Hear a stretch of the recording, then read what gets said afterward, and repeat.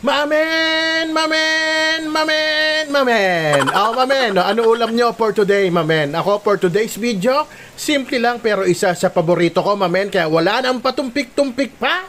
Tirahin na natin, baka tirahin pa ng iba! Woo! Mamen, yung mga ganitong tirada nga ng ulam, mamen, hindi nawawala sa ulam ng Pinoy sa isang linggo, minsan sa 2 linggo, 3 linggo, isang buwan.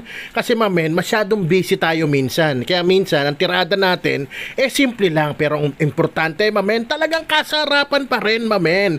Ayan, itago na lang natin sa pangalang kinamatisang giniling with lots of pechay, mamen. O paano? Ito na, mamen. Simulan natin sa pag-chop ng aromatics, mamen.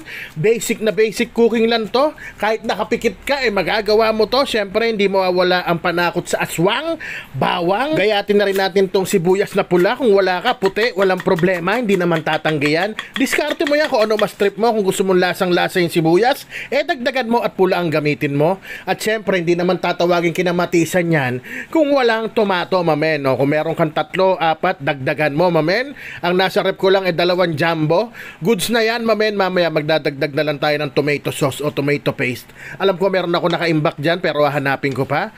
Ngayon pagka-chop nyan, mamen, set aside natin at syempre yung ating gulay para naman hindi puro karne ang kinakain ng ating mga anak at ating asawa at ikaw rin. Yan, lagyan natin ng gulay, mamen. Pechay ang saktong-sakto, mamen. 4 na taling pechay nilagay ko dyan, mamen, para swaktong-swakto, mamen. Fiber yan. Good for the digestion yan, mamen. Ayan, hiniwa ko lang na maliliit na ganyan, mamen. Pagkahiwa, hugasan nyo maigay, mamen, mga 3 beses. At mag-isa na tayo ng aromatiko, mamen. Bawang, sibuyas ang inuna ko. Kung trip mo magluya, ikaw na bahala. Pero sabi ko nga, mamen, basic cooking lang tong diskarte natin sa kinamatisang pork kiniling na may pechay, mamen. Ayan, hindi ko nilagay lahat ng kamatis kasi masarap dyan yung may mga ngata ka. Pero itong unang nilagay ko, mamen, talagang pinadapa ko yan. Durog na durog. Parang puso ni Nasty Mac nung nilagay, bago ko nilagay yung giniling, mamen. O itong giniling, syempre, dudurugin nyo rin yan. At dire-diretso halo lang tayo habang ginigisa natin yan, mamen. Masarap dyan.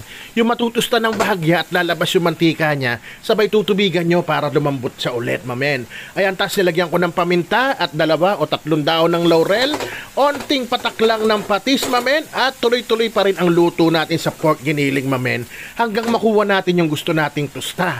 Ayan, wala akong nakitang tomato sauce pero may tomato paste. Mga 1 kutsara, lagay nyo na kagad pag tomato paste kasi mataas ang acid content niyan. Napaka-asim niyan, mamen. Para talagang mabawasan na yung pagkaano niya. Yung acidity niya, mamen, lutuin din natin siyang ganyan. Ayan na, medyo nagmamantika na. Medyo pa lang, nilagyan ko na ngayon ng oyster sauce, mga 2 kutsara. At optional na chicken powder. Kung wala kang chicken powder, gusto mo maglagay, pwede rin yung mga cubes, mamen. Nor cubes, chicken cubes, beef cube, bahala ka na. Ayan na, nung nagmantika na, mamen, nilagay ko na yung kamatis na natira. At yan, onting halo-halo lang, mamen, malapit-lapit na yan. Mamen, kung nanonood ka pa dyan, baka pwedeng paki-comment mo kung anong oras na sa inyo at kung sang parte ka ng mundo nanonood para naman malaman ko kung anong oras yung timing ng video ko, yung pag-upload ko. Ayan, tinubigan ko nga siya ng bahagya, mamen.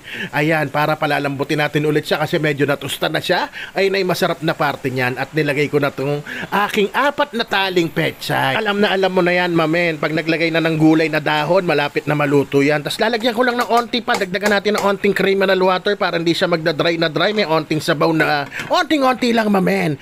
Ayan, pagbukas ko niyan, alam mo na yan, mamen. Kaya baka naman, kung nandyan ka pa, baka pwedeng paki-like and share nung video kung nag-enjoy ka na, mamen. Ayan, mainit na kanin, ni-ready ko na. May pati silimansi pa ako. Ano kasunod kong gagawin? Isisigaw ko na! Rapsa! Men!